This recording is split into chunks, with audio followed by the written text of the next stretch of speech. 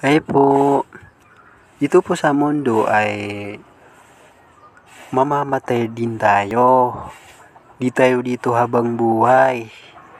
Kaya mamamatay lang tayo sa mundong ito. Di tayo dito, kaya mag-isip-isip tayo. Hanapin natin yung totoong reliyon. Kagaya ng Islam, kagaya ni Ruben Pandilla, naging balik Islam. Baka magsisi tayo ah,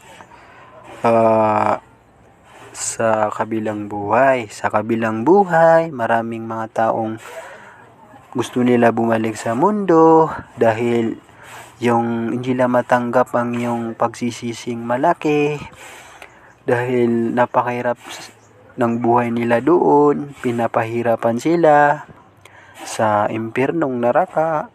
Kaya mag-isip-isip kayo. Yun lang po.